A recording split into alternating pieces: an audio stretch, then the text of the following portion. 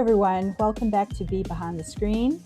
I'm here today with my review for Fantastic Four First Steps, and I went in with a bit of cynicism and trepidation given the MCU's recent history, but I was pleasantly surprised, and I hope that you will be too. And now we're going to get into it. Let's talk about the plot. It is coherent and has internal logic. Isn't that great for a Marvel movie? Lately, it's been a small miracle. The story moves logically and the character motivations make sense. It feels like a real fan of Fantastic Four made this movie, with definitely a bit of a heart to Jack Kirby. Let's talk plots. It is coherent and logically consistent. A win for the Marvel universe these days. The story moved along at a pace and the character motivations made sense. Each of the main characters has their own time to shine. The film gives them space to grow, and without it feeling like a forced diversity showcase, as we've unfortunately come to expect from Marvel movies in the recent years. The villain, thankfully not a cartoonishly villainous Cloud, but a believable, well-written antagonist. Not quite Thanos, but definitely in that vein. The pacing is one of my highlights. It comes in under 2 hours and every scene has its place. No filler, nothing dragging, no sudden why are we here side quest. Not every blockbuster needs to be over 2.5 hours long. One of my favorite aspects, the setting. The movie fully commits to a retro 60s universe in line with comic origins, and it works.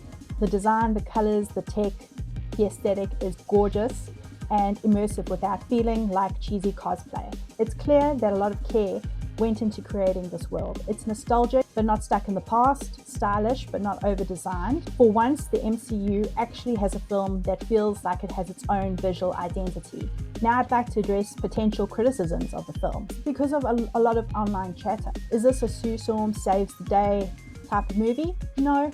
She's a strong character, but not a plot device. Does the Silver Surfer, also known as Shala Bal, get some secret hero moment that steals the scene from the main characters? Absolutely not. Male characters bumbling fools to be ridiculed? No.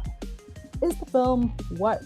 No, I wouldn't say so. And I've had a lot of criticism of recent movies, not just in the MCU. I think if you go into this with an open mind, you will probably have a good time if you're a fan of the character. How does Pedro Pascal do as Reed Richards? Actually, I enjoyed it. He is everywhere nowadays in movies, but he does a good job as Reed Richards. He dials it in just right. He's nerdy, awkward, emotionally stunted, but he's a responsible, serious father and hero in this movie, and basically a great read. This movie is worth watching with an open mind, especially if you have been craving something different from the usual Marvel slop lately. So if you are a fan of the characters, I'd say give it a watch. In terms of visuals and special effects, it's mostly solid. A few CGI hiccups here and there if you're hunting for them, but nothing egregious. And some of the set pieces are genuinely stunning. There is beauty in this beast. I know the Silver Surfer's design has been divisive. For me, her body CGI could have been brighter and more refined, but the visual work, especially those eyes, was mesmerizing. She had presence. Voice work and accompanying sound design also stood out as a feature that worked for me. And Galactus, I love the design. He actually looks like a cosmic force to be reckoned with and not a weather pattern.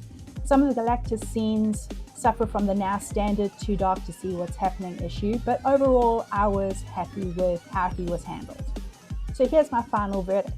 As a summer blockbuster, I definitely recommend Fantastic Four First Steps. It's fun, fresh, and actually tries something different. I preferred it to James Gunn's Superman, which is probably its closest box office competitor right now.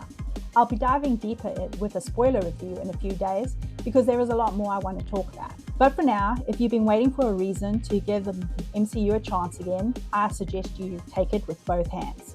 I really hope this film does well so that Marvel executives get the message that more of this please and not whatever Ironheart and Captain Falcon was trying to do. Let me know your thoughts in the comments, and thanks for joining me, the Behind the Screen. My personal rating, grab your popcorn and have a good time. See you in the next one.